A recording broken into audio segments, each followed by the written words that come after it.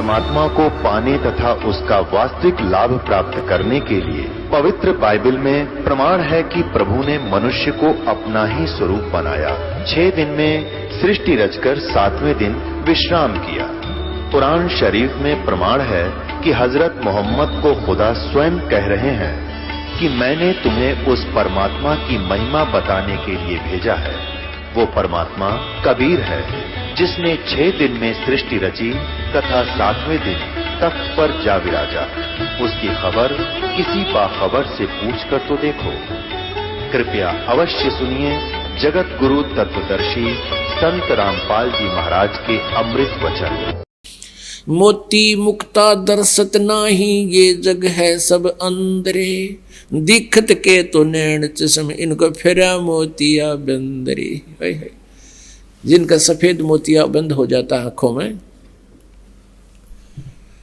उनकी आंखें बिल्कुल स्वस्थ दिखाई देती हैं, लेकिन उनको दिखता कुछ नहीं। अन्य व्यक्ति तो ये समझे ये बिल्कुल आंखों वाला है, नेत्र ठीक हैं इसके, लेकिन उसको कुछ नहीं दिखाई देता। ऐसे ये हमें विद्वान दिखाई देते थे, लेकिन ये ज्ञान नेत्रहीन प्राणी थे। ऋषि महर्षि ब्रह्मा विष्णु महेश दुर्गा तक भी ये ज्ञान नेत्रहीन थे, इनको कोई अध्यात्मिक ज्ञान नहीं था। पुण्यात्माओं, ये शब्द जो दास आज कह रहा है, सभ्य समाज है, शिक्षित मानव है, तो ये आपके गले उतर रहा है, क्योंकि आपको दास प्रमाण दे रहा है। और आज से 600 वर्ष पहले परमात्मा ने यही वर्ड बोले थे तो दास बोल रहा है, उनका बताया हुआ ज्ञान। तो उस समय तो पेटन के काम तो थे ही थे, पर मालिक रुके क्यों करे? वो कैसे चुप रहे? अगर उस समय भगवान यू ज्ञान ना दे के जाते तो हम कैसे पहचानते कि वो भगवान थे? और लोग कहा करते वो संस्कृत नहीं जानते, वेदों को नहीं पढ़ा, और फिर भी वो वेदों वाला ज्ञान बोल रहे हैं, तो वो परमात्मा थे। हमने ये समझना है, अपनी बुद्धि को सेट करना है। बंदी छोड़ कबीर इज गॉड। तो वो सब प्रमाण इस दास बताना चाहता है जिससे आपके हृदय में भगवान भगवान सिद्ध हो जा।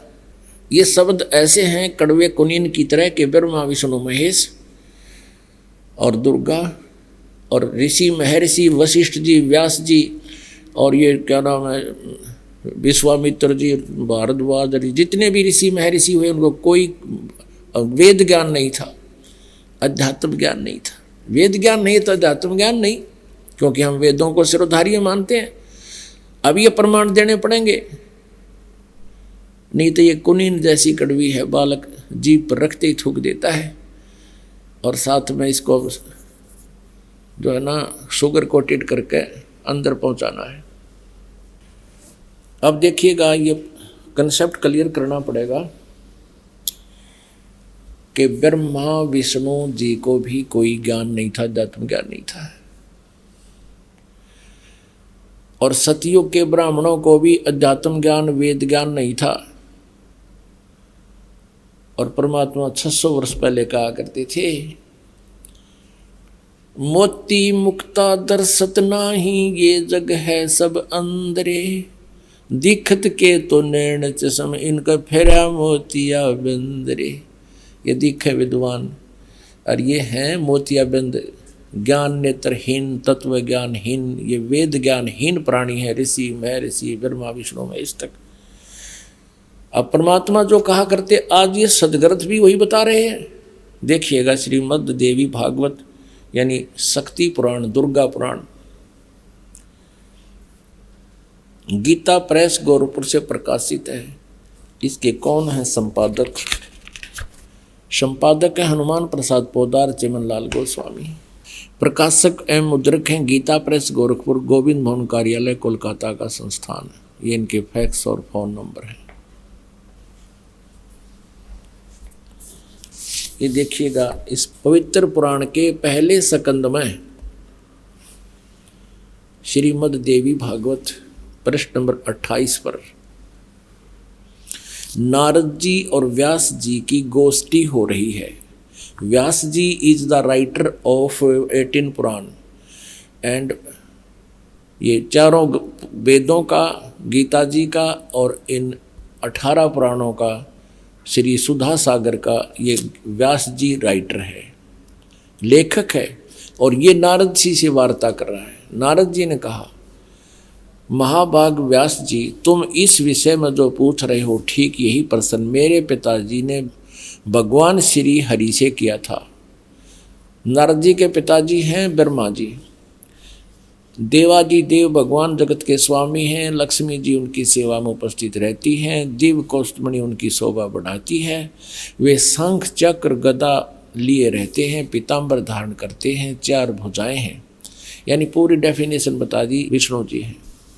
वे चराचर जगत के आश्रयदाता हैं, जगत गुरु एवं देवताओं के भी देवता हैं। ऐसे जगत प्रभु भगवान श्री हरि महान तप कर रहे थे, विष्णु जी तपस्या कर रहे थे, उनकी समाधि लगी थी। यह देखकर मेरे पिता ब्रह्मा जी को बड़ा आश्चर्य हुआ।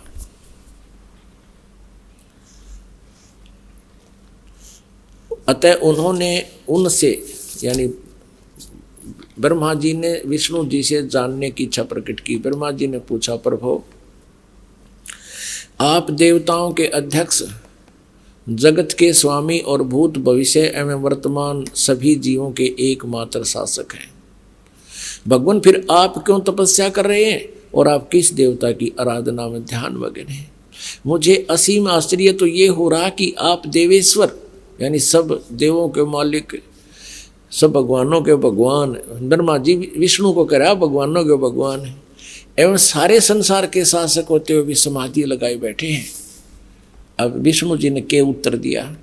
ब्रह्मा जी के विनीत वचन सुनकर भगवान श्री हरि बोले, ये वचन बोले। श्री हरि उनसे कहने लगे, ब्राह्मण सावधान होकर सुनो, मैं अपने मन का विचार व्यक्त करता हूँ। देवता, दानव, मानव सब यही जानते हैं कि तुम सृष्टि करते हो, मैं पालन करता हूँ और शंकर संहार किया करते हैं, किंतु फिर भी वेद के पारगामी पुरुष अपनी युक्ति से यह सिद्ध करते हैं कि रचने, पालने और संहार करने की यह योग्यता जो हमें मिली है, इसकी अधिष्ठात्री शक्ति देवी है। वे कहते हैं कि संसार की सृष्टि करने के लिए तुम में राजसी शक्ति का संचार हुआ है। इसी ये भी सिद्ध हो रहा कि रजगुण ब्रह्मा, सतगुण विष्णु, तमगुण शिव जी हैं। मुझे सात्विक शक्ति मिली है और रुद्र में तामसी शक्ति का आविर्भाव हुआ है।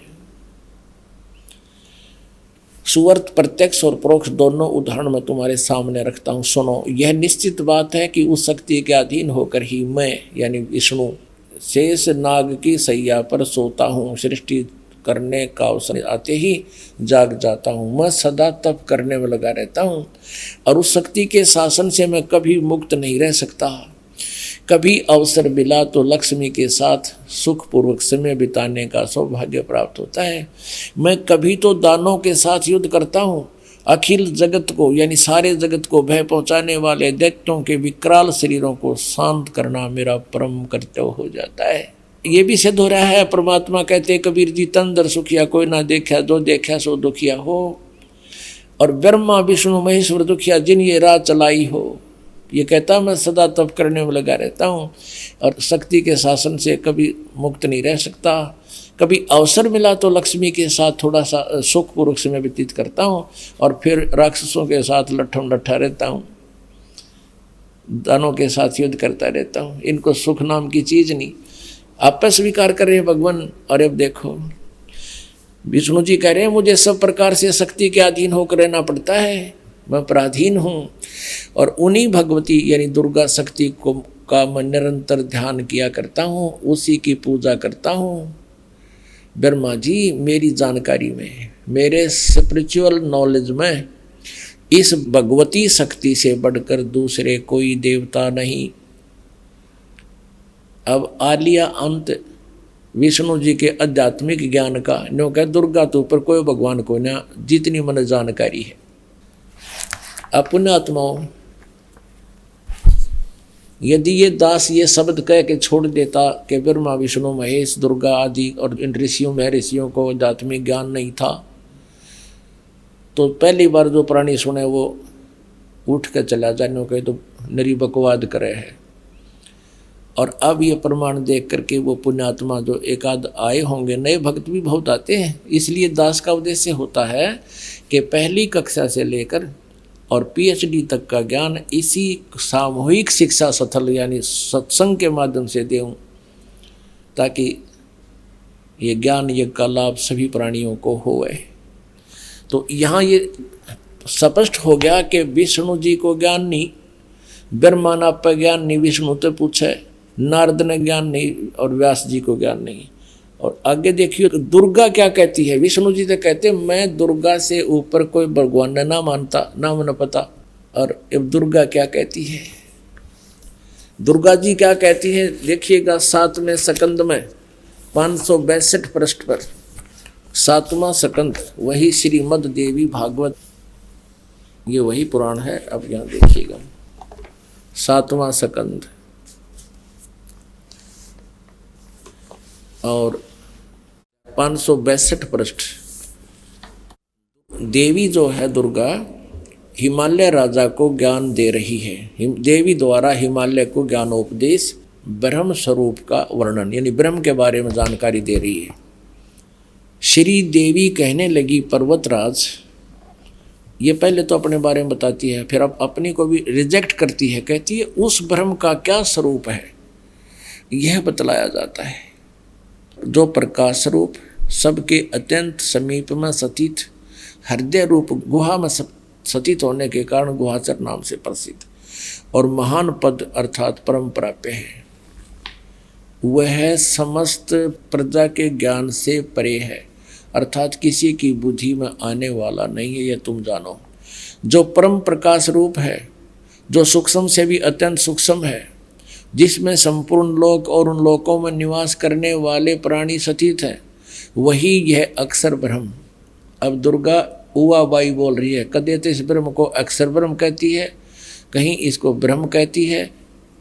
अब देखना, वही सबके प्राण है, वही सबकी वाणी है और वही सबके मन है, वह यह परम सत्य अमृत अविनाशी तत्व है सौम्य। उस वेदने योग्य लक्ष्य का तुम वेदन करो, मन लगाकर उसमें तन में हो जाओ। अब हम थोड़ा सा यहीं से ले लेते हैं। उस एकमात्र परमात्मा को ही जाने, दूसरी सब बातों को छोड़ दे। यही अमृत रूप परमात्मा के पास पहुंचाने वाला पुल है। संसार समुद्र से पार होकर अमृत स्वरूप परमात्मा को प्राप्त करने का ये सुलभ साधन है। इस आत्मा का ओम के जप के साथ ध्यान करो। इस अज्ञान में अंधकार से सर्वथा परे और संसार समुद्र से उस पार जो ब्रह्म है उसको पा जाओगे, तुम्हारा कल्याण। इसने स्पष्ट कर दिया, अपनी पूजा को भी कह दिया मत करो, मेरी पूजा भी। एकमात्र परमात्मा को ही जाने, दूसरी सब बातों को छोड़ दे। उसका ओम नाम है और ब्रह्म, ओम नाम के जाप से ब्रह्म प्राप्ति उद्देश्य रखो। ब्रह्म की जाप करो, ब्रह्म का जाप करो। और वो कहाँ रहता है? वह यह सब का आत्मा ब्रह्म, ब्रह्म लोक रूप दिव्य आकाश में स्थित है। अब क्लियर कर दिया दुर्गा ने कि केवल ब्रह्म की पूजा करो, उसका ओम जाप है, वो ब्रह्म लोक में रहता है। अपने आत्माओं दुर्गा जी ने, देवी ने, जो इन ब्रह्मा विष्णु महेश से सुप्रीम है, इन्होंने इन ब्रह्मा विष्णु महेश नारद व्यास के सब के ज्ञान को रिजेक्ट कर दिया। अब देवी कहती है केवल ब्रह्म ही फाइनल गॉड है, कंप्लीट गॉड है। अब ब्रह्म क्या कहता है? ब्रह्म श्रीमद् भगवत गीता अध्याय नंबर 8 के श्लोक नंबर 13 में जो श्री कृष्ण जी में प्रवेश करके ये काल ब्रह्म बोल रहा है, ये कहता है कि ओम इति एक अक्षरम ब्रह्म व्यवहारन माम अनुस्मरण। ओम यह एक अक्षर मंत्र है, उच्चारण करके सिमरण करता हुआ जो शरीर छोड़कर जाता है, यानी आखिरी सांस तक जो मेरे ओम नाम का जाप करता रहता है, वो मेरे वाली परम गति को प्राप्त होता है। और फिर ये गीता ज्ञानदाता ब्रह्म क्या कहता है?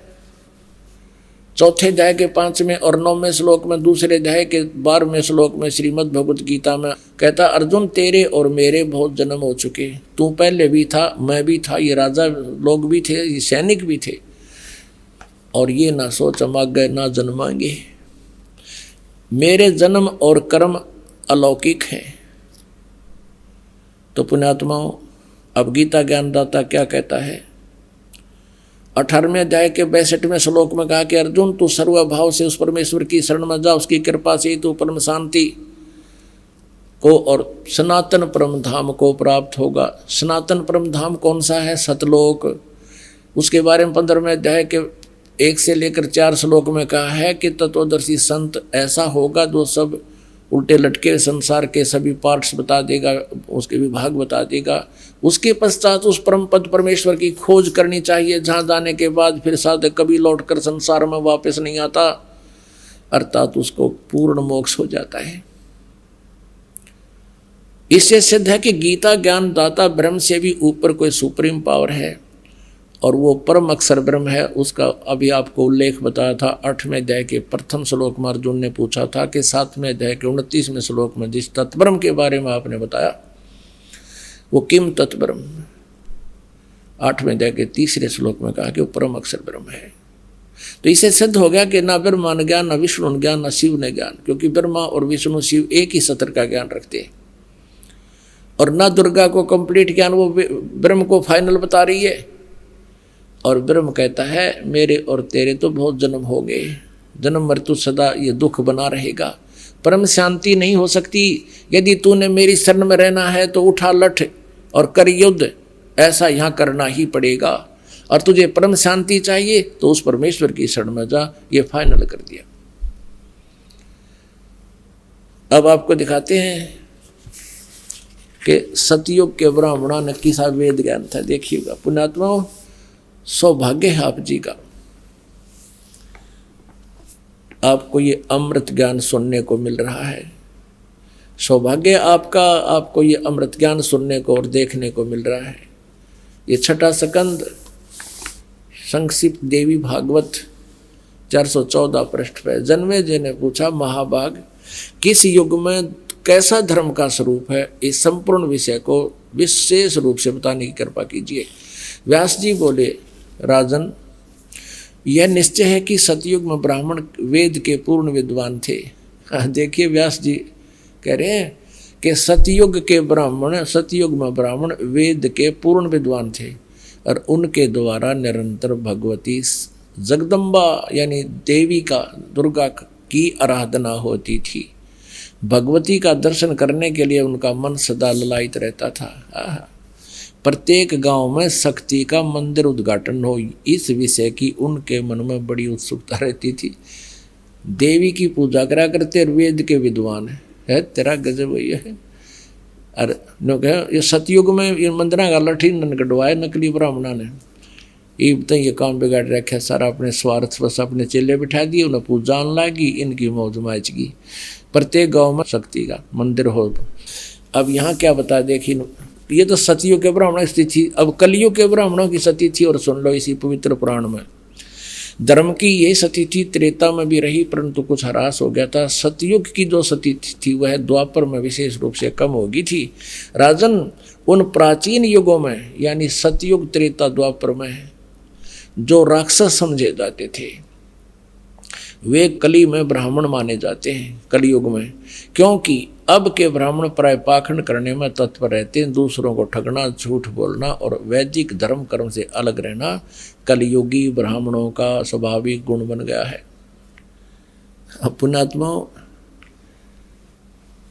परमेश्वर ने 600 वर्ष पहले कहा था, वेद पढ़े पर वेद न जाने, ये बाँचे पुराण 18। और पत्थर को ये पत्ते खुआवे, भूल गए सिरजनहारा। वेद पढ़ने, भेद नहीं जाने, और ये बाँचे पुराण 18। और कह का पता नहीं, लेकिन पुराणों में क्या लिखा हुआ है। ब्रह्मा जी अजरो अमर है, सर्वेश्वर है, महेश्वर है, इनकी कोई माता पिता नहीं, यही समृद्ध शक्ति है, और ये जन्मते मरते नहीं। और पुराणों में लिखा है ये जन्मते और मरते हैं, इनका तो जन्म और मृत्यु होती है। यही अपनी देवी पुराण आपको स्पष्ट करेगी। पुणात्माओं, जब तक हम अपने उन पवित्र सदग्रंथों से स्वयं परिचित नहीं होंगे तो हमारे अंदर जो जमा हुआ ये युगों युगों का लोक वेद या दंत कथा हटे नहीं, और इसके हटे बिना भगवान की रुचि बढ़े नहीं तो हमारी इन्हीं में आस्था पड़ी रहेगी। तो दास का उद्देश्य यही है कि आपको रूबरू करा दूं ताकि आप प्रत्यक्ष प्रमाण देखकर भगवान को पहचान सके और ज्ञान समझ सके। और ज्ञान समझ में आ गया फिर तो ये परमात्मा की महिमा बच्चा बच्चा गाया करेगा। और कोई भी नो कहेगा कबीर इज गॉड, अब तेनों कह छोड़ किसने कबीर गॉड बना दिया, देख लो भाई सुन लो युग उस कबीर दानक न भगवान बतावे। यानी 1000 लाख करोड़ आदमी ये कहने वाले मिलेंगे। और फिर क्या होगा, एक भी विरोध करनिया नहीं होगा। वो न्यू कहेंगे कि हाँ भाई भगवान कबीर इज गॉड। भाई कबीर तो परमात्मा थे, यही पूर्ण ब्रह्म थे। तो उस स्थिति में आने के बाद फिर हम केवल आप जी को परमात्मा के वो ज्ञान महिमा कोड वर्डों में भी सुनावांगे तो भी समझ में आवेगी आपके, और आनंद और अधिक होगा। तो उसके लिए ये खेत तैयार किया जा रहा है, ये फील्ड तैयार किया जा रहा है, सदग्रंथों को रूबरू किया जा रहा है। और जैसे बच्चा स्कूल जाता है और वहाँ 6 घंटे 7 घंटे तक वो क्लास में गर्मी सर्दी सब कुछ सहन करता हुआ और ज्ञान ग्रहण करता है, और लगभग 1 वर्ष में जाकर वो 1 कक्षा को उत्तीर्ण करने योग्य होता है। और 15, 16 वर्ष 20 वर्ष तक कंटिन्यू पढ़ाई करने के बाद उसको वो ज्ञान से परिपक्व होता है और 2 रोटी का साधन बनता है। और इसीलिए यहाँ आप जी को ये दास एक ये सत्संग रूपी लेक्चर सुना रहा है।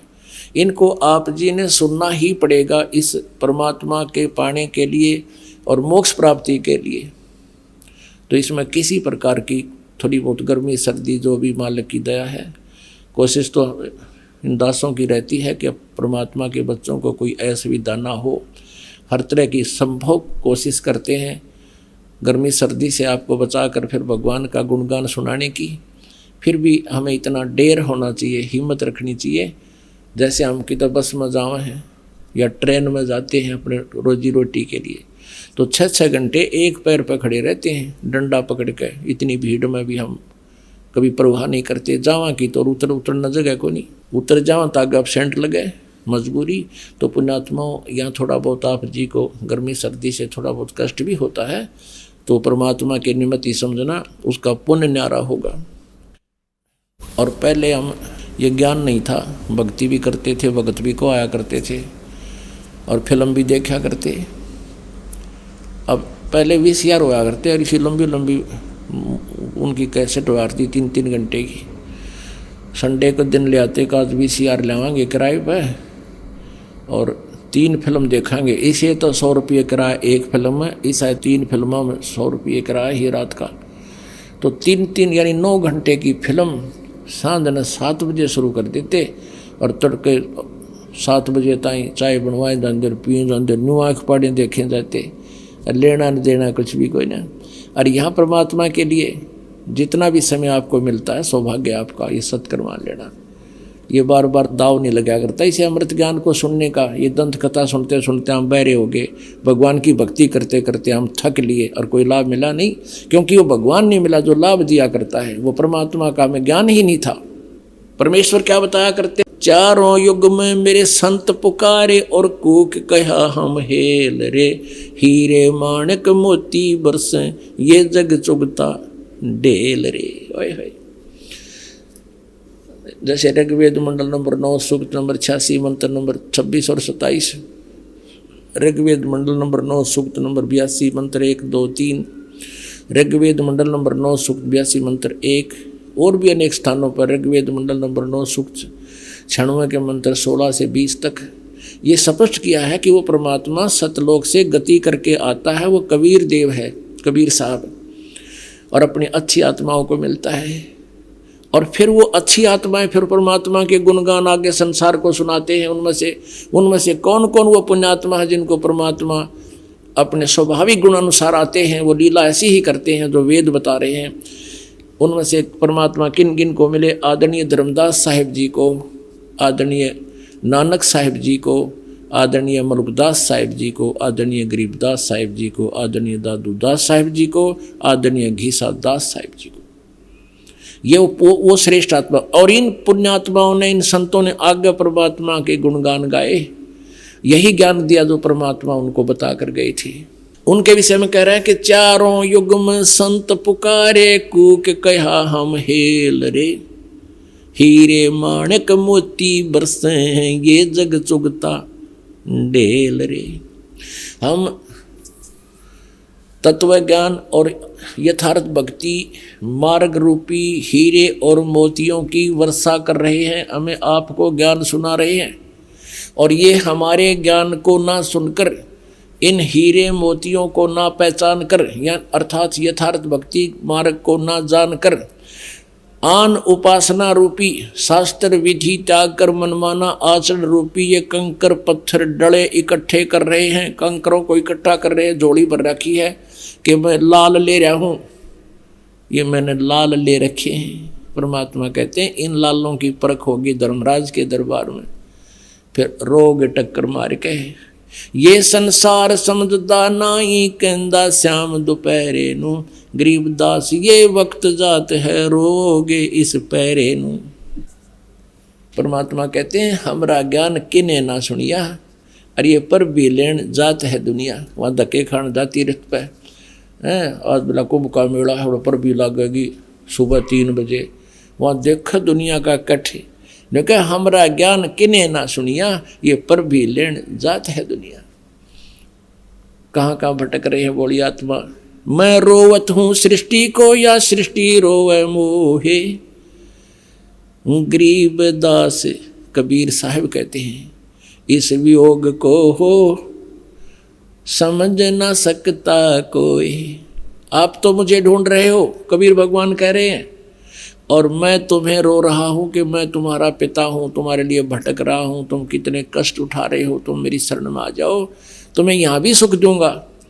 और यहाँ तो इस काल के लोक में तुम्हें भाग्य से अधिक कोई नहीं दे सकता, वो मैं दूंगा, जो आवश्यक होगी वही दूंगा।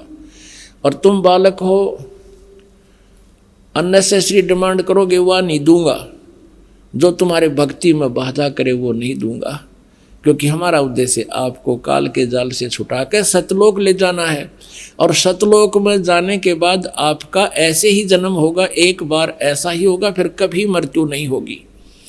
आपका वहाँ परिवार होगा, आप वहाँ से आए हो, आपके वहाँ पूरी व्यवस्था, पूरे महल मकान एज इट इज है, क्योंकि वो मकान कभी डिस्ट्रॉय नहीं होते, नाश नहीं होते, बहुत सुंदर मटेरियल है, और वहाँ जाकर आप सदा रहोगे। हम अपनी गलती से उस परम पिता के दरबार के भरे थाली का ठोकर मार के आए हैं, इस काल के जाल में फंस गए। हमने यूँ प्यारा लगा इसकी एक्टिंग देख के, यूँ तपस्या कर रहा था वहाँ पर, और हम अपने भगवान को भूलकर इस काल के को अपना मान बैठे। आज इस काल ने हमारे साथ के जुल्म कर रखे है। अब आपको हमें ये लोक वेद सुना करते थे, ये अपने सदग्रंथों से भी परिचित नहीं थे, ये ब्राह्मण गुरु ऋषि महर्षि इन पुराणों से भी परिचित नहीं थे। और ब्रह्मा विष्णु महेश को अजरो अमर सर्वेश्वर महेश्वर, इनके कोई माता पिता नहीं, इनका जन्म मृत्यु नहीं होता, ऐसे कहा करते थे। ये लोक वेदता दंत कथा थी, और इनके जीवनी में लिखा है कि ये तो नासवान है, इनकी जन्म मृत्यु होती है, दुर्गा इनकी माता है, और ये ब्रह्म इनका पिता है ज्योतिनंद। ये देखिएगा जीवनी, ब्रह्मा विष्णु महेश की जीवनी। ये वही देवी भागवत गीता प्रेस गोरखपुर से प्रकाशित, संपादक हनुमान प्रसाद पोदार, चिमनलाल गोस्वामी। और देखना इस पे 123 पृष्ठ पे, तीसरा स्कंद 123 पृष्ठ पे विष्णु जी अपनी माता दुर्गा की महिमा गा रहे हैं और अपनी सतीथि बता रहे हैं। तुम शुद्ध स्वरूपा हो, ये सारा संसार तुम्ही से उद्भासित हो रहा है। मैं ब्रह्मा विष्णु, मैं माने विष्णु, ब्रह्मा और शंकर, हम सभी तुम्हारी कृपा से विद्यमान हैं। हमारा आविर्भाव मन जन्म, तिरोभाव मन मृत्यु हुआ करता है। केवल तुम ही नित्य हो, जगत जननी हो, प्रकृति और सनातनी देवी हो। ये प्रकृति शब्द भी याद रखना, आपका गीता जी में काम आएगा। जब 14वें अध्याय में दास आपको बताएगा कि प्रकृति से उत्पन्न तीनों गुण, रजगुण ब्रह्मा, सतगुण विष्णु, तम गुण शिव जी, ये जीव को कर्मानुसार फंसाए रखते हैं। प्रकृति माने दुर्गा, 14वें अध्याय के 3, 4, 5 श्लोक में लिखा है कि प्रकृति मेरी पत्नी है, मैं पति हूँ इसका, इसके पेट में जीव स्थापित करता हूँ जिससे सब जीवों की उत्पत्ति होती है। विष्णु जी कह रहे हैं कि मैं ब्रह्मा और शंकर हम सभी तुम्हारी कृपा से विद्यमान है। हमारा आविर्भाव मन जन्म, तिरोभाव मन मृत्यु हुआ करता है।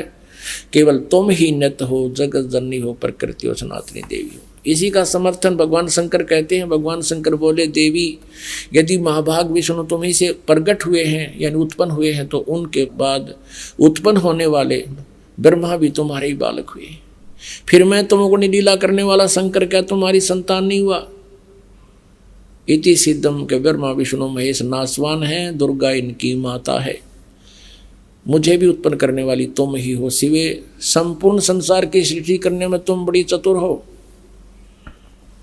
इस संसार की सृष्टि, स्थिति और संहार में तुम्हारे गुण सदा समर्थ हैं।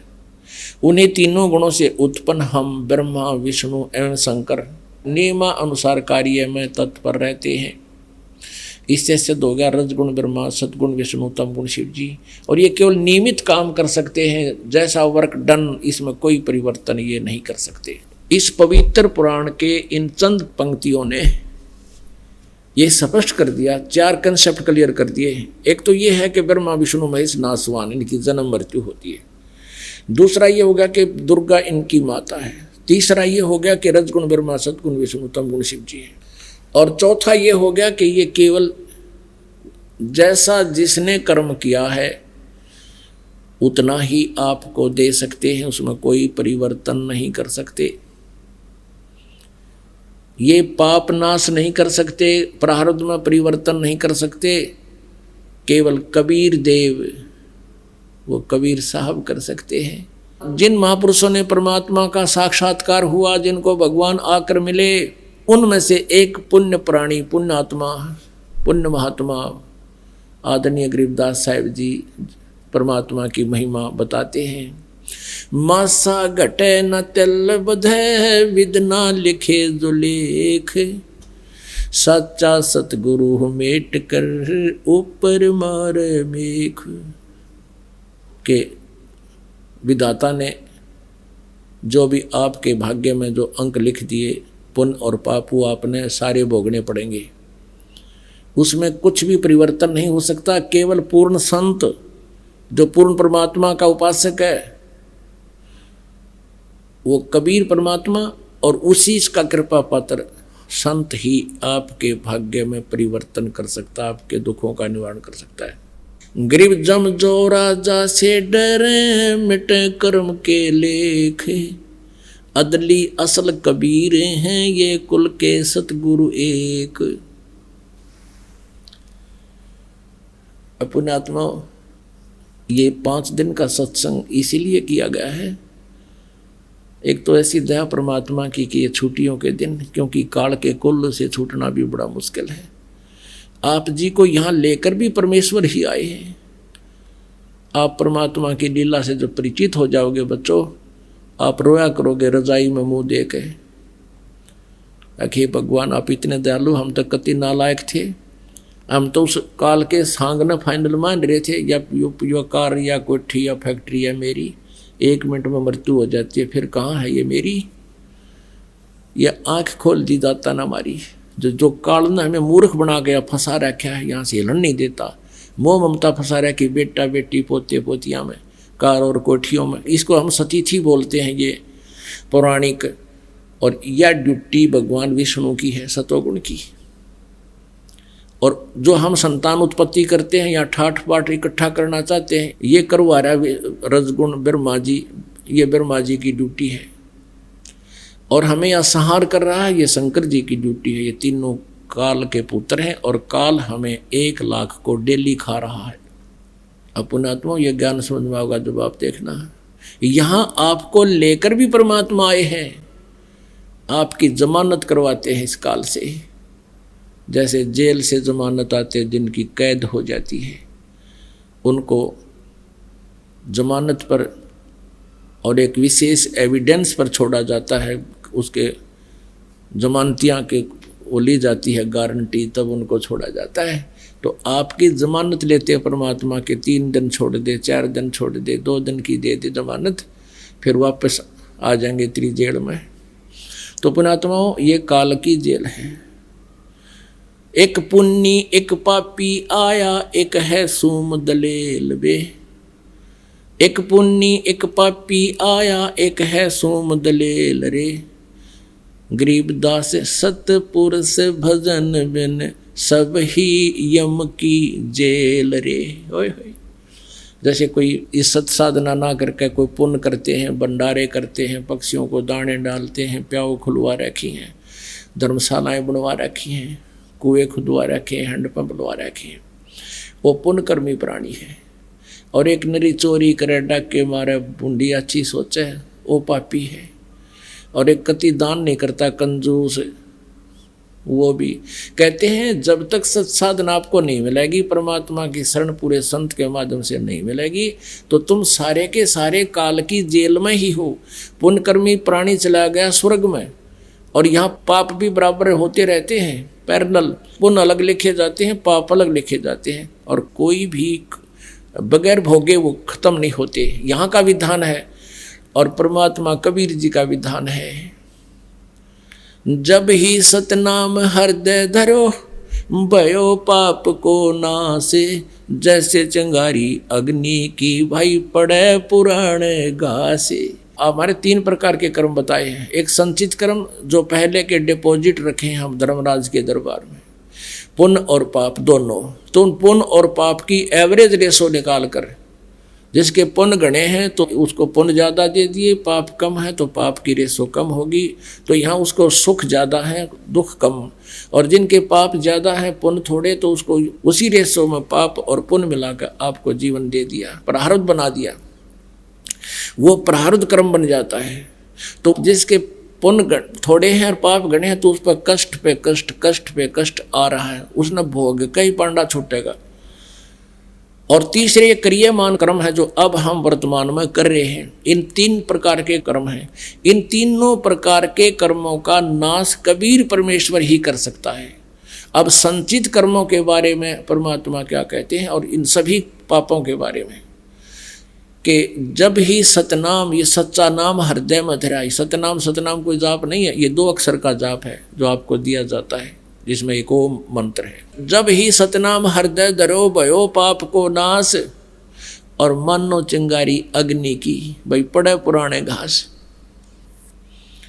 जैसे बहुत बड़ा ढेर से लाखों टन पड़ा हो फूस घास, और वो काम का जगह घेर रखा है उसने, तो उसमें एक माचिस की सीख जला कर उसमें लगा दे, सारे न फूक के और सवा कर देगा। और फिर चलेगी तेज हवा, इधर उधर उसे राख न फेंक के खेतों में, और वहाँ साफ कर देगा। तो ऐसे ही परमात्मा का सच्चा नाम आपके हृदय में धरा जाएगा। केवल औपचारिकता से नाम लेने से नहीं, सच्चा समर्पण हो, आन उपासना करे नहीं, मर्यादा में रहे वो प्राणी, तो फिर उसके पापों को ऐसे फूंक देगा भगवान, जैसे वो लाखों टन, यानी वो संचित कर्म जो धरे थे, ऐसे आग लगा देगा उसमें। तो यहाँ कहते हैं, मासा घटे ना तिल बधाए, विधना लिखे जो लेख। सच्चा सतगुरु मेट कर ऊपर मारा मेघ। गरीबदास जी कहते हैं, जम जो राजा से डरे, जम माने काल, जोरा माने मौत। जम जो राजा से डरे, मिटे कर्म के लेख। अदली असल कबीर है, अदली माने न्यायकारी, असली न्यायकारी कबीर परमेश्वर हैं। ये कुल के सतगुरु एक, ये कुल मालिक वही है, ये सतगुरु यही हैं। बाकी नकली भी अपने आप को सतगुरु कहने लगे, उनको ज्ञान कति नहीं था। तो पुण्यात्माओं, परमात्मा ही आपको यहाँ लेकर आए हैं, और सौभाग्य आपका जो यहाँ पहुँचे हो, परमात्मा के इस अमृत ज्ञान में आप गोते लगा रहे हो। ये ज्ञान रूपी गंगा यहाँ बहती है। अब आपको सुनाएंगे जैसा कल प्रसंग था, और वेद जिसकी गवाही देते हैं कि वो परमात्मा अच्छी आत्माओं को, श्रेष्ठ आत्माओं को, दृढ़ भक्तों को आकर मिलते हैं। और दृढ़ भक्त वो होते हैं जो एक बार ज्ञान समझ लें, फिर सारा विश्व एक तरफ और वो भगत एक तरफ, वो मान्य नहीं करता किसी की। जैसे प्रहलाद के मन में समझ में आ गई, ठीक मेरा पिताजी तो नींद में बोला है, नो कह मैं भगवान हूँ, मेरी पूजा करो। ये तो नींद में शनिपात के मरीज की तरह बांटा है। उसको पक्का ज्ञान हो गया था कि भगवान की पूजा से ही लाभ होगा। तो उसने सैकड़ों यातनाएं दी अपने पुत्र को, लेकिन प्रहलाद टस से मस नहीं हुआ। और पुण्यात्माओं, यही सती थी अब हुई, ये क्रोथा कांड हुआ। इसका कारण यही था कि नकली संतों ऋषि आचार्यों की दुकानें बंद होने के कागार पर आ गई। उनको ये डर था कि कहीं जनता को पता ना लग जाए सच्चाई का और तुम्हें थूक धक्का रहे। अगर तुम इसे आचार्य थे, तुमने कह का भी नहीं पता कहाँ के गुरु थे। उन्होंने राजा और प्रजा को भ्रमित करके कितना जुल्म ढा दिया, कितनी झूठ बोल दी, कितनी बकवाद कह दी कि वहाँ ऐसा होता है ऐसा होता है। लेकिन आप जी प्रहलाद के रोल पर थे। आपने उस समाज और उस झूठे आचार्यों की और इस झूठे मीडिया की कतई नहीं सुनी। आप टस से मस नहीं हो सके आपने प्रहलाद वाला रोल किया है। नहीं इतनी बूंदी सुनकर घर के भी दूर भाग जाए जो हमारे बारे में अफवाहें फैलाई। तो पुण्यात्माओं, यह परीक्षा थी परमात्मा की कि मेरे बच्चे मुझे कितना पहचान सके हैं। क्योंकि 1994 से लेकर 2006 में युकांड हुआ था। 1994 से लेकर 2006 तक 12 वर्ष लगभग हो गए। इन 12 वर्षों के अंदर परमात्मा ने ये देखना था कि ये बच्चे मुझे कितना पहचान चुके हैं। क्योंकि आज से 600 वर्ष पहले परमात्मा ने एक परीक्षा की थी। एक वैश्या को, सुप्रसिद्ध वैश्या को हाथी पर बैठा के और हाथ में गंगा जल लेकर बोतल में और मुंह का लगा के और उस वैश्या को हाथी पर बैठा के पूरे बाजार में घूम गए। जब 64 लाख शेष हो गए थे परमात्मा के, तो परमेश्वर कबीर जी ने देखना चाहा था कि ये मुझसे कुछ परिचित भी हैं या सुख ही नहीं मिल रहे हैं इसलिए मुझे भगवान मान रहे हैं। तो उसमें क्या हुआ कि सभी के सभी इस लीला को देखकर 64 लाख के 64 लाख भगवान से विमुख हो गए। लोक वेद सुनकर दुनिया कहने लगी, देख थारे गुरुजी ने कितने निकम्मे हैं, ये कैसा जुल्म कर रहे हैं, सरेआम वैश्यावर्ती कर रहे हैं, शराब पी रहे हैं, वैश्या को साथ लिए। अब वो मूर्ख थे। परमात्मा कहा करते रहे, निकम्म्यों, जब तुम्हें सुख होते थे, थारे दुख दूर होते थे, तुम्हारी जुबान का थूक सूख जाता था। मेरी महिमा गाते गाते जनता के सामने भगवान आए हैं, हम ऐसे दुखी थे ऐसे दुखी थे, सुखी कर दिए। और आज मैं इतना गंदा हो गया कि शराब भी पीऊँ और वैश्यावर्ती भी करूँ, तुम्हारी इतनी बुद्धि भी काम नहीं करी, जाओ पड़ो बाढ़ में। यही देखना चाहो थे परमात्मा। तो पुण्यात्माओं, आज उससे भी बुरे आरोप हम पर लगाए, लेकिन मेरे बच्चा एक भी टस से मस नहीं हुआ, क्योंकि ये परिचित हो चुके थे भगवान से। तो इस शिक्षा का हमें ये लाभ हुआ है कि हम भगवान को पहचान रहे हैं। यह परीक्षा थी।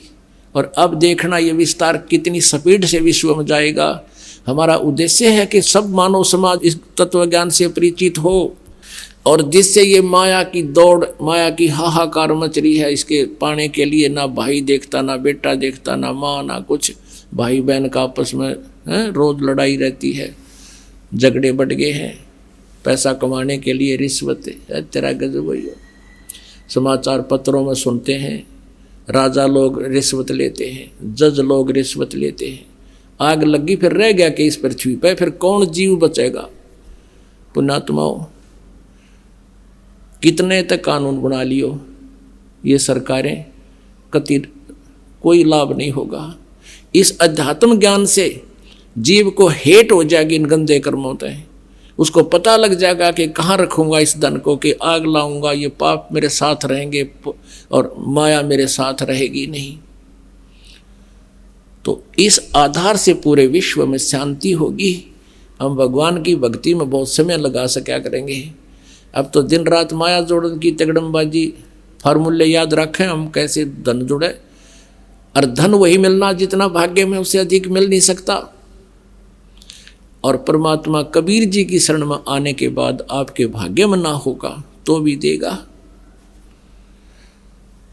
अब परमात्मा कबीर जी कहते हैं, जय तन राजपाट भी चाहिए, हमारा धर ले ध्यान। जैसे अभी कथा सुनाएंगे, क्योंकि 5 दिन के सत्संग का यही लाभ है। हम सारी कथाएं को, सारी तो नहीं कह सकते, परमात्मा का एक अंश, आंशिक महिमा आपको 5 दिन में सुना पाएंगे। अगर 6 महीने लगातार ये सत्संग सुने चले ऐसे, तब भी शायद परमात्मा की संपूर्ण महिमा हम नहीं बता पाएंगे, लेकिन इतना अवश्य आपको बता देंगे जिससे आप मार ना खाओगे, आपका काम चल जाएगा। जैसे मोटरसाइकिल खरीद ली बच्चे ने, उसको चलाना सीख लिया, किक मारनी सीख ली, उसका जो है चाबी लानी सीख ली और गियर लाने सीख लिए और चलानी शुरू होगी।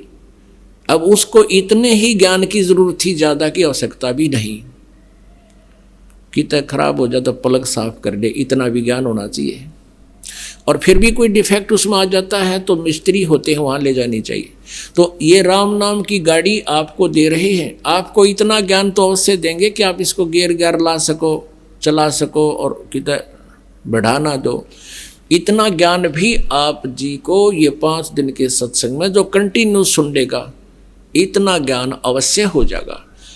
और अधिक हमने ज्ञानी पाकने की जरूरत नहीं है, हमने इतना ही चाहिए। क्योंकि अगर इंजीनियर बनना तो उसके लिए तो फिर नए सिरे से कोर्स होगा। तो आप जी को इतना ज्ञान दास अवश्य दे देगा कि आप इस राम नाम की गाड़ी को चला लिया करोगे, मार नहीं खाओगे। और बाकी तो भगवान ने ये बहुत बड़े पुर्जे पर, जैसे इंजीनियरों ने फैक्ट्री ला कर उसको तैयार किया है, वो पार्ट्स अलग अलग, वो तो अलग प्रोसीजर है। वो तो परमात्मा ने ये राम नाम की गाड़ी स्पेयर पार्ट्स इन सदग्रंथों में रखे थे। इस दास ने को इंजीनियर बना दिया इस आध्यात्मिक गाड़ी का, और इस दास ने ये पुर्जे इन जेन्युइन पार्ट निकाल के स्पेयर पार्ट्स की बुक दुकान से, और यह राम नाम की गाड़ी आपको बना के दे दी। अब इसको आप आनंद लो इसका। आपने क्या करना है, कैसे गाड़ी चलानी है, कैसे सुरक्षित रखनी है, नियम भंग नहीं करने, यानी सड़क से नीचे गाड़ी को नहीं ले जाना, गड्ढों में अनुपासना नहीं करनी। और ये मंत्र जाप आपको दे दिए, ये गियर लाओ और किक मारो और चलो अपना काम करो, भक्ति भी करो, परमात्मा को याद भी रखो। तो पुण्यात्माओं, अब आप जी को वो कथा सुनाते हैं कि परमात्मा आकर के अपनी प्यारी आत्माओं को मिलते हैं। उनमें से एक आदरणीय धर्मदास साहिब जी थे। कल के सत्संग में आपको बताया कि धर्मदास जी मथुरा के अंदर भगवान श्री कृष्ण जी जहाँ कभी रहे थे कुछ दिनों, वहाँ उनके गुरु द्वारा बताए अनुसार मोक्ष उद्देश्य से उस मथुरा के जोड़ में नहाने के लिए गए थे और उसको पुण्य मान रहे थे। उधर से वो परमात्मा अपनी प्यारी आत्मा के इस अंधेरे को हटाने के लिए, अज्ञान को नाश करने के लिए, अनुपासना से पीछा छुटवाने के लिए, काल के जाल से बचाने के लिए एक जिंदा महात्मा का रूप बनाकर वहाँ उपस्थित हुए। जैसा कि अभी आपने ऋग्वेद मंडल नंबर 9 सूक्त नंबर 1 मंत्र नंबर 8 में सुना कि वो परमात्मा, उस परमात्मा को उग्र गतियाँ प्रेरणा करती हैं और वो परमात्मा भासमान शरीर को प्राप्त होता है। और वो परमात्मा 3 प्रकार से रूप धारण करता है दूसरों के कल्याण के लिए। एक रूप में तो सतलोक में रहते हैं अपने ओरिजिनल शरीर में, और दूसरी तिथि उनके यहाँ शरीर धारण कर प्रकट होने की है, शिशु रूप धारण करके आते हैं। और तीसरी यह है कि वो जब चाहे तब प्रकट हो जाते हैं अन्य रूपों में। गरीबदास जी कहते हैं, अनंत कोट अवतार है ये, नोचित व बुद्धि नासी, खालक खिल खलक में है 6 ऋतु 12 मास। के उस परमात्मा के तो अनंत अवतार है, अनंत बार यहाँ प्रकट होता है, असंख्य बार। और ये 9 चित्त में बुद्धिनाश, यानी बुद्धिहीन लोग केवल 9 ही अवतार मानते हैं,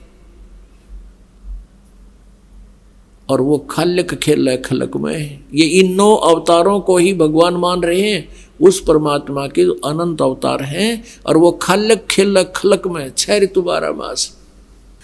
और भगवान क्या बताते हैं, जहाँ जन की महिमा सुनो ताम गमन करंत, वो तो नगर निश्चिंत बसो जहाँ मेरे प्यारे संत।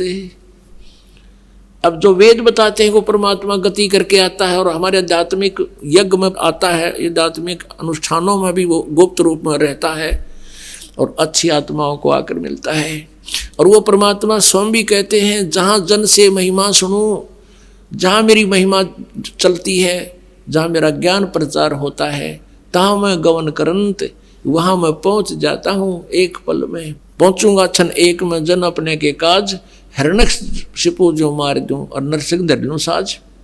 तो यहाँ परमात्मा कहते हैं, जहाँ जन से महिमा सुनो, तहाँ मैं गवन करंत, वहाँ पहुँच जाता हूँ गति करके। और वो तो नगर निश्चिंत रहो, जहाँ मेरे प्यारे संत, जहाँ मेरी प्यारी आत्मा है, कहते हैं उस नगरों को भी हानि नहीं होने दूंगा। पवित्र बाइबल में लिखा है, एक जगह कहते हैं एक व्यक्ति के पास भगवान पहुंच गए और उन्होंने कहा कि ऐसे ऐसे उस नगर में बहुत हाहाकार मच रही है और लोग अन्यायी हो गए हैं, उस नगर को मैं नाश करूंगा। तो उस भगत ने पूछा कि प्रभु, यदि उस नगर में आपके 10 भगत होंगे, क्या तुम फिर भी उनको नाश कर दोगे? कि नहीं, यदि मेरे 10 भगत भी होंगे तो भी उस नगर को मैं नाश नहीं करूंगा। फिर पूछा कि वहां आपके यदि 2 भक्त होंगे तो भी नाश कर दोगे? कि नहीं, मेरा 1 भक्त भी होगा तो भी मैं उस नगर का नाश नहीं करूंगा। तो पुण्यात्माओं, यहाँ वही परमात्मा कहते हैं, जहाँ जन की महिमा सुनूं, तहाँ मैं गमन करंत, और वो तो नगर निश्चिंत रहो, जहाँ मेरे प्यारे संत। पुण्यात्माओं, एक भगत के कारण भी एक नगरी बसी रहती है, तो वो कितने निकम्मे आदमी है। तो इसलिए कहते हैं, संत ना होते जगत में तो जल मरता संसार। तो परमात्मा हर युग में रहते हैं, हर पल में रहते हैं, लेकिन वो उस समय उनका जो सतीथि होती है वो गुप्त रहते हैं, उनको कोई पहचान नहीं सकता। ना तो आग ला दे काल यहाँ पे, वो परमात्मा इस जो है जलते हुए काल के लोक में बर्फ का काम करते हैं यहाँ। और परमेश्वर ने प्रत्येक ब्रह्मांड में अपना एक गुप्त स्थान बना रखा है, जैसे राजदूत भवन होता है, और वहाँ रहने से भी हमें बहुत राहत यहाँ मिल रही है। तो पुण्यात्माओं, ये काल है, और काल आपने देखा होगा, गीता जी में अपना विकराल शरीर दिखाता है, रूप दिखाता है, जो अर्जुन जैसे योद्धा भी कांप जाते हैं, थर थर कांप रहे होते हैं, और उसने हम भगवान मान रहे थे। तो पुण्यात्माओं, उन पुण्यात्माओं में से जिनको परमात्मा आकर मिलते हैं, एक आदरणीय धर्मदास जी हैं, और जिनके बारे में आपको बताया कि वो अपने उस काल के दूत रूपदास नामक गुरु जी से प्राप्त दीक्षा के आधार से मोक्ष प्राप्ति के लिए मथुरा में पहुंच गए थे। कल आपको बता दिया था कि धर्मदास ने उस तालाब में स्नान किया और मूर्ति पूजा की, भगवान के वस्त्र चेंज करे, फिर धूप दीप देकर गीता जी का पाठ किया। तो परमात्मा ने काफ़ी कुछ ज्ञान समझाने की चेष्टा की थी, लेकिन धर्मदास मान्या नहीं था। सारे ज्ञान को देखकर, गीता जी में प्रमाणों को देखकर भी परमात्मा से विमुख हो गया, नाराज हो गया था, और कहा था कि मैं कोई जीव हिंसा नहीं करता। क्योंकि परमेश्वर कबीर जी एक जिंदा महात्मा के रूप में वहाँ उपस्थित थे। जिंदा महात्मा मुसलमान फकीर, ये टोंट करसी थी धर्मदास जी ने कि मैं जीव हिंसा नहीं करता। तुम कहने का भाव ये था कि तुम मुसलमान हो, तुम मांस खाते हो, जीव हिंसा करते हो, इसलिए तुम्हारा मोक्ष नहीं हो सकता, हमारा ही मोक्ष होगा। धर्मदास जी का उद्देश्य ये था कहने का। अगले दिन धर्मदास जी ने खाना बनाया, लेकिन सच्चाई से परिचित होकर के वो साधना नहीं कर सका जिसको वो प्रतिदिन किया करता था। अंदर में कसक थी, भगवान फिर एक बार दर्शन दे, और फिर कभी मैं ऑब्जेक्शन नहीं करूँगा, सारा ज्ञान सुनूंगा। अगले दिन उसने खाना बनाना चाहा सुबह वक्त से। उस खाना बनाने में प्रयोग की गई लकड़ियों में बहुत सी चींटियाँ जल गई थी। शेष बची लकड़ी के टुकड़े में भी लाखों की संख्या में चींटियाँ वहाँ चटक पटक होकर जल रही थी। धर्मदास जी एकदम स्तब्ध रह गए। दयालु आत्मा होते हैं भक्त, और एकदम सिहर उठे कि इसे आज के अन्न में करोड़ों चींटियाँ जल गई, इतनी लंबी लकड़ी थी, आता है और इसके अंदर तो पता नहीं कितनी चींटियां जल गई, 7 मंडे भी जल गए। इस भोजन को मैं नहीं खाऊंगा, आज प्रायश्चित करूंगा। और इसका उसने अपने आप एक विकल्प ढूंढा, इसका एक प्रायश्चित का तरीका ढूंढा कि इस भोजन को किसी संत ने खिला दूंगा, मैं आज उपवास रख लूँगा, मेरे ये पाप कट जाएंगे, आज जो पाप नहीं लगेंगे चींटी मरने के। ऐसा ही इसी उद्देश्य से सारे भोजन को लेकर के संत की खोज में निकले। अब परमात्मा कहते हैं आप आरती आप पे साजे, आप पे किंगर, आप पे बाजे। अपने आप परमात्मा ने एक हिंदू साधु का रूप बनाया और एक वृक्ष के नीचे विराजमान हुए। धर्मदास जी ने कहा भगवान साधु जी भोजन पालो, भूख लगी होगी। परमात्मा ने कहा हाँ धर्मदास मुझे भूख लगी है। अब धर्मदास कहा तब उसने ध्यान से देखा कि आदमी मुझे कैसे जानता है। फिर सोचा कि मैं बहुत धर्म भंडारे करता हूँ, साधु संत आते हैं, जानता होगा। भोजन रख दिया। परमात्मा के पास एक लोटा पानी का भरा रखा था कबीर जी के पास, उसमें से जल उठाया और मंत्र बोले और सभी रोटियों पर छिड़क दिया, सब्जी पर छींटे मार दिए। एक मंत्र बुदबुदाया, सारी भात और सारी सब्जी और रोटियां की चींटी बन गई, सारी थाली काली होगी। झुंड के झुंड चींटियों के बंडे मुंह में लेकर बाहर निकलने लगे थाली से। तब परमात्मा उसी जिंदा महात्मा के रूप में हो गए जिस रूप में पहले दिन वार्ता हुई थी धर्मदास जी के साथ। और कहा धर्मदास तेरे तक कसाई भी अच्छा, तो ये कह रहा था हम जीव निशानी करते तो कसाई भी कम तेरे तक है। आज इतने पाप करके तू मेरे को खिलाने आया था। चरणों में गिर गया, पैर पकड़ लिए, नो कहे भगवान मैं पापी आत्मा हूँ, हे प्रभु आपके ज्ञान में बहुत दम है। और मेरे हृदय को उसने छलनी कर दिया, कंडम कर दिया दाता, लेकिन मैं अपने अभिमानवश आपके ज्ञान को स्वीकार नहीं कर सका था। लेकिन सारी रात करवटें बदलता रहा, आपके पाने की तरफ याचना करता रहा कि वो महात्मा संत एक बार फिर मुझे दर्शन दे, तो मैं फिर कभी ऑब्जेक्शन नहीं करूँगा, विवाद नहीं करूँगा। क्योंकि परमात्मा कबीर जी उनके आगे से अंतर्ध्यान हो गए थे। तब परमेश्वर ने कहा कि ठीक है धर्मदास, अब सुन ले वो राम कहानी मैं तुझे सुनाना चाहता हूँ। आप क्या कहते हो, क्या क्या साधना करते हो, अब क्या क्या वार्ता होती है उस आत्मा और परमात्मा की। ज्ञान सुना दे, विधि बता दे, हो मेरा कल्याण भक्त मैं अर्ज करूं। ज्ञान सुना दे, विधि बता दे, हो मेरा कल्याण भक्त मैं अर्ज करूं। परमात्मा कबीर देव जी प्रथम बार जब मिले कहते हैं, उसको तो महात्मा कहते हैं और स्वयं को अपने आप को एक दास कहते हैं कि मुझे ऐसी विधि बता दे जिससे मेरा कल्याण हो धर्मदास।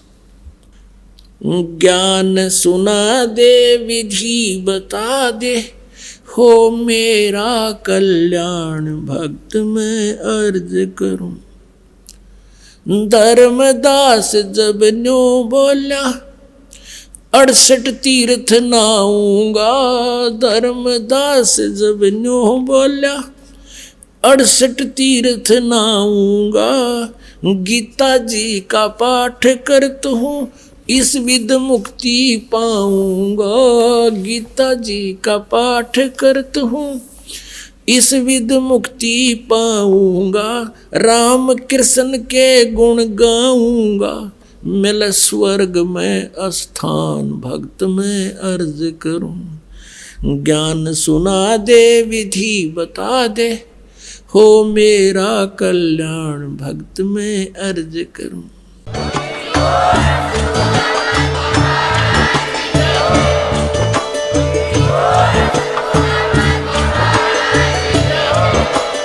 आप सुन रहे थे जगत गुरु तत्वदर्शी संत रामपाल जी महाराज जी के मंगल प्रवचन। अधिक जानकारी के लिए विजिट कीजिए हमारी वेबसाइट www.jagatgururampalji.org। संत रामपाल जी महाराज जी के शुभ आशीर्वाद से पूरे विश्व भर में 500 से भी ज्यादा नाम दीक्षा केंद्र हैं, जिन पर संत रामपाल जी महाराज जी द्वारा ऑनलाइन निशुल्क नाम दीक्षा दी जा रही है। अपने नजदीकी नाम दीक्षा केंद्र का पता करने के लिए संपर्क करें 8222880541।